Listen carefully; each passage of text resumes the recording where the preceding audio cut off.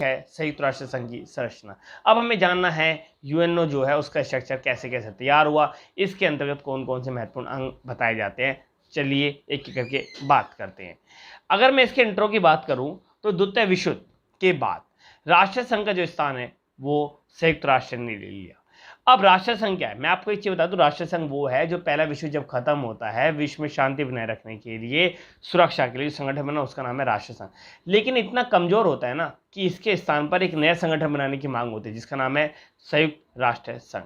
लेकिन संयुक्त राष्ट्र संघ का आकार को अंतिम रूप देने के लिए फरवरी 1945 में एक सप्ताह के लिए याल्टा में कुछ प्रधानमंत्री और राष्ट्रपति ने अपनी भूमिका निभाई, जिसमें अगर हम नाम लें तो सबसे पहले है ब्रिटिश प्रधानमंत्री जिनका नाम है चर्चिल, अमेरिकी राष्ट्रपति उनका नाम है रूजवेल्ट, और सोवियत संघ के साम्यवादी पार्टी के महासचिव जो है जिनका नाम है जोसेफ स्टालिन के बीच एक बैठक होती है। लेकिन उस बैठक में इन तीन बड़े नेताओं ने भाग लिया और अपनी इच्छाओं को मद्देनजर रखते हुए तीनों ने इस पर एक सहमति पर हस्ताक्षर कर दिया और कहा कि विश्व में शांति सुरक्षा के लिए जो संगठन होगा उसका नाम है संयुक्त राष्ट्र संघ, और इसको लेकर इनके बीच में सहमति भी बन जाती है। इसी प्रकार विश्व के सभी देश ये भी चाह रहे थे कि अंतर्राष्ट्रीय शांति और सुरक्षा बनाए रखना सबसे महत्वपूर्ण है। क्यों? क्योंकि इसी के आधार पर हम सामाजिक और आर्थिक विकास को बढ़ावा दे सकते हैं। और 26 जून 1945 संयुक्त राष्ट्र संघ के चार्टर को यथार्थ रूप देने के लिए एक अंतर्राष्ट्रीय संगठन की स्थापना हो जाती है। लेकिन इसको जो मंजूरी मिलती है वो मिलती है फाइनली 24 अक्टूबर 1945 को। तो हम कह सकते हैं कि 24 अक्टूबर 1945 को यूएनओ की स्थापना की जाती है। लेकिन इसके अंतर्गत जो महत्वपूर्ण अंग है जो अपनी भूमिका निभा रहे थे, जरा उसके ऊपर बात करते हैं। अगर मैं अंग की बात करता हूँ, सबसे पहला अंग है महासभा। अब जरा जानते हैं महासभा की क्या भूमिका है यूएनओ के अंतर्गत। जैसे कि बोला गया है कि 6 प्रधान अंगों में से सबसे बड़ी है सभा, उसका नाम है महासभा। यह अंग इसलिए महत्वपूर्ण बनता है क्योंकि यह सभी अंगों से संबंधित बताया जाता है, इसलिए इसको हम बोल सकते हैं जो महासभा है ये सबसे महत्वपूर्ण अंग इसलिए ही बना हुआ है। और इसमें सभी सदस्यों का निर्वाचन किया जाता है, मतलब जितने भी यूएनओ मेंबर आते हैं सभी का चुनाव महासभा के द्वारा किया जाता है। साथ ही सुरक्षा परिषद के दायरे में आने वाले विवादों का अगर हम बात करें, जो विवाद आते हैं उसको अगर मैं छोड़ दूँ, उसमें सभी विषयों को लेकर यहाँ पर चर्चा की जाती है। मतलब अगर किसी देश में जो विवाद आ रहा है ना उसका निपटारा तो यहाँ नहीं होता, लेकिन जितने भी विषय आते हैं ना और सब में चर्चा यहीं पर की जाती है। साथ ही साथ यह अन्य अंगों और सदस्य सरकारों को सुझाव भी प्रस्तावित करता है, मतलब टाइम पे अपनी राय भी देता रहता है, उनके विषयों पर चर्चा भी करता रहता है। लेकिन जो लड़ाइयाँ होती हैं उनके बीच का विवाद जो होता है उसके बारे में कोई चर्चा ये नहीं करता। अगले अंग की बात करें वो है अधिवेशन। अधिवेशन मतलब होता है कि मीटिंग कब कब की जाती है। अधिवेशन के बारे में बोला गया कि महासभा के नियमित अधिवेशन प्रतिवर्ष सितंबर महीने के तीसरे मंगलवार से आरंभ होकर दिसंबर के मध्य तक चलते हैं। मतलब ये टाइम फिक्स बना हुआ है कि भाई जो होगा वो सितंबर महीने के तीसरे मंगलवार से लेकर दिसंबर के मध्य तक होगा। लेकिन प्रत्येक सत्र की शुरुआत पर महासभा एक नए अध्यक्ष और 21 उपाध्यक्ष तथा सभा की 7 प्रमुख समितियों के अध्यक्षों का चुनाव भी करती है। इसका मतलब इसके अंदर काफ़ी अन्य सदस्य चुने जाते हैं जो देश में होने वाली कार्रवाई जो होती है उस पर नज़र रखते हैं।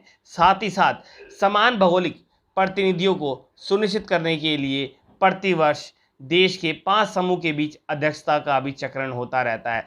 मतलब ये जो चक्र है ये इसलिए महत्वपूर्ण है क्योंकि विभिन्न देश इसमें भूमिका निभाते हैं, जिसमें अफ्रीका, एशिया, पूर्वी यूरोप, दक्षिण अमेरिका, पश्चिमी यूरोप एवं अन्य राज्य भी इसमें शामिल बताए जाते हैं। तो अधिवेशन जो है इसलिए महत्वपूर्ण बनता है क्योंकि अधिवेशन नहीं होगा तो वहाँ पर भाई डर भी नहीं होगा, तो अधिवेशन भी कराना बहुत जरूरी बन जाता है। वहीं अगले पॉइंट की अगर बात करें वो है सुरक्षा परिषद।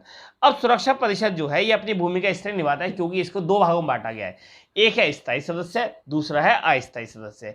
जैसे कि बोला गया सुरक्षा परिषद को विश्व शांति एवं सुरक्षा को सुनिश्चित करने के लिए ना इसे 5 स्थायी सदस्य नियुक्त करे गए हैं, जिसके अगर नाम ले चीन, फ्रांस, रूस, इंग्लैंड और अमेरिका आते हैं। लेकिन इसके अतिरिक्त इसमें 10 सदस्य और हैं जिनको अस्थायी सदस्य बोला गया है।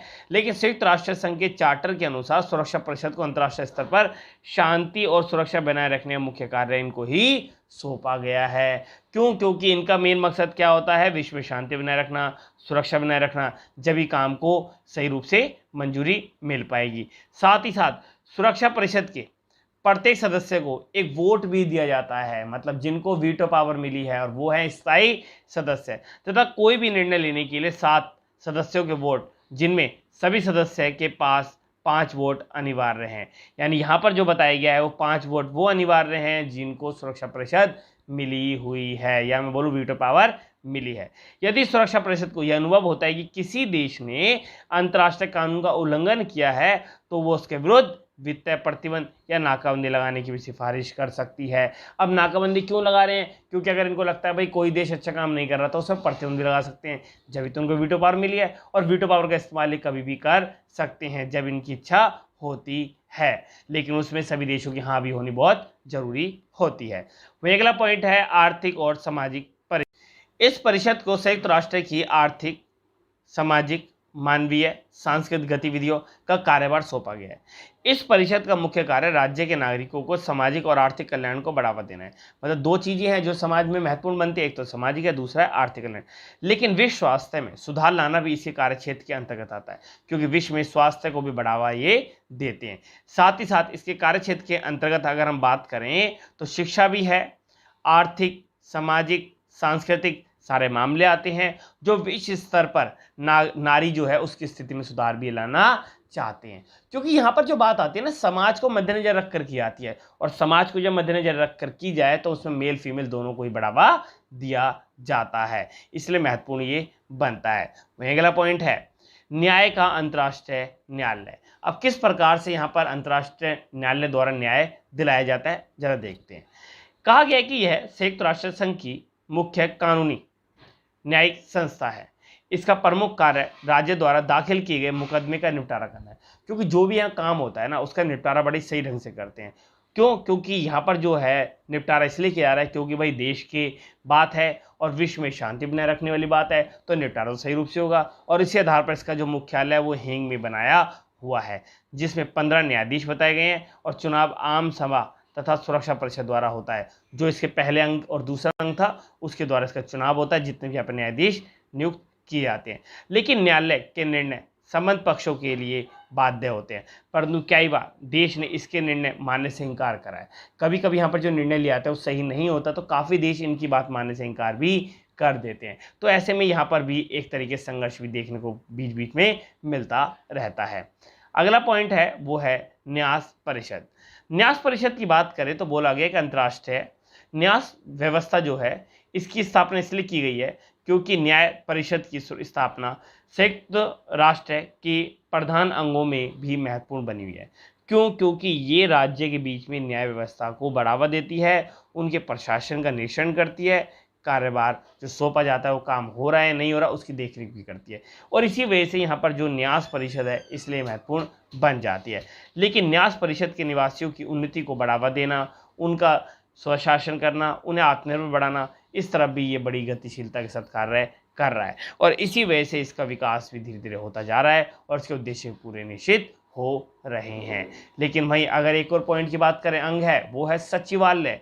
किस प्रकार यहाँ पर सचिवालय अपनी अहम भूमिका निभाता है जरा वो भी जान लेते हैं। सचिवालय की बात करें तो सचिवालय में संयुक्त राष्ट्र के सेक्रेटरी जनरल और उसका स्टाफ आता है, क्योंकि सचिवालय के अंतर्गत यहाँ पर 2 चीज़ें हैं, सेक्रेटरी जनरल और उसका स्टाफ को शामिल किया गया है। लेकिन यह संयुक्त राष्ट्र को संचालित करने वाली संस्था है, क्योंकि जो यूएनओ को चलाने वाली जो संस्था है वो सचिवालय है, क्योंकि सेक्रेटरी जनरल की नियुक्ति सुरक्षा परिषद की सिफारिश पर ही आम सभा द्वारा की जाती है। क्योंकि यहाँ पर जो नियुक्ति हो रही है ना वो आम सभा द्वारा की जा रही है, सभी की नियुक्ति ज़्यादातर, चाहे वो न्यायाधीश हो, चाहे वो सेक्रेटरी हो, चाहे वो जनरल सेक्रेटरी हो, सभी की। साथ ही साथ सचिवालय संयुक्त राष्ट्र के दिन प्रतिदिन के कार्य की देखरेख भी करता है, उनके कार्यक्रम नीतियों का संचालन करता है, उनके कार्य में शोध, अनुवाद और मीडिया संबंधित सभी प्रकार के निहित भी इसमें शामिल बताए जाते हैं। तो इस प्रकार से काफ़ी महत्वपूर्ण यहाँ पर बनता है सचिवालय। लेकिन ये थे यूएनओ के अंग। लेकिन आप मेरे यूट्यूब चैनल के साथ लगातार ऐसे बने रहिए ताकि ऐसे इंपॉर्टेंट टॉपिक आपको मिलते रहेंगे। धन्यवाद।